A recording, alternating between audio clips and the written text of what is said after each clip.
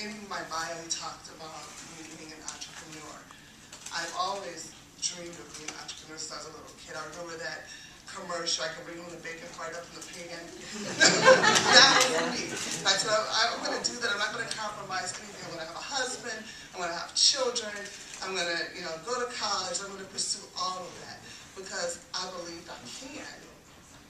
Through the teachings of my mother. My mother passed away recently as well, very tragically, last year during Christmas.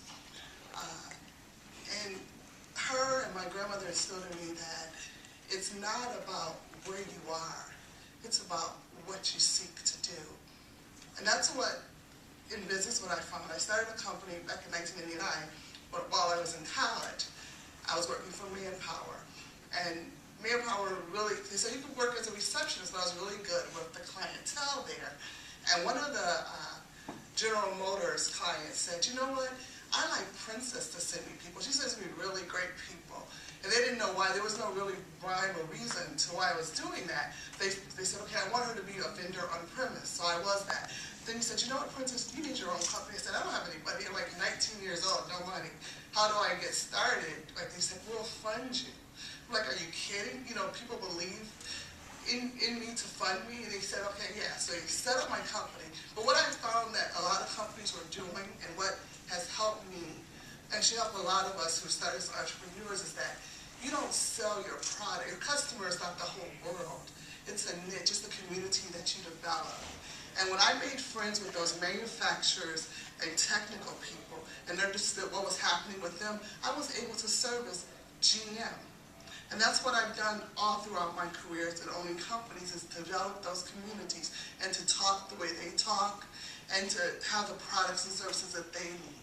Not trying to sell to anyone. I think a lot of our black businesses fail because we want to sell to everyone, we want to do all these different things without really being a specialist. So what I've done with this company now, in 2006, I graduated from the University of Chicago, moved from Arizona here, and my first consultant client was right across the street with Stedman Graham.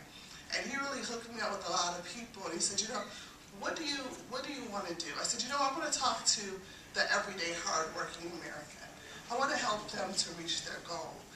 And he said, well, you want to help people with their dreams? What do you mean? So we started, niching that down. And so that's where I developed Princess Clark Consulting and our website, Live Life Worry-Free. Because we all want to live life worry-free. We could all go after and spend all our money. I guess Iyanla was just on Oprah talking about how she was a multi-million-dollar woman and then she lost all her money because we really don't know how to spend our money, not to do what to do with it. And many of people in our communities, they've had like $1 million flow in and out of their checking accounts and not knowing where that was or where it went to. So what my company does is talks to people with the middle class and help them to understand what your dreams are. What is it that you're trying to do? What are you attracting into your life? And once you develop what the it is, how do you go after it? And how do you pursue that? And I speak to companies as well as individuals with that. And when Fox talked to me, he said, well, I like the way you talk to everyday people. I said, yeah, you know what? I'm not trying. I have an MBA from the University of Chicago, and I've walked in, all over the world. My husband is German, so I can speak German. But if I'm going to speak to everyday people, I need to talk the way they talk. I need to understand what's happening with them. And that's the way we implement change. That's the way we get people to live the dreams that they want, worry-free, without having to worry, okay, if I pursue this entrepreneurial activity, will I still be able to send my child to college? Yeah, there is a way. Just like there's a way for me to have 4 children and get married and still get my MBA, and still have a successful business and still sell that business. It is a way, but you have to be able to map out those plans and understanding who your customers are, what they want, and developing strategies is how you get them to where they need to be. And as you help more people, you're helped. So that's basically what I want to share about entrepreneurship. And again, thank you so much for having me.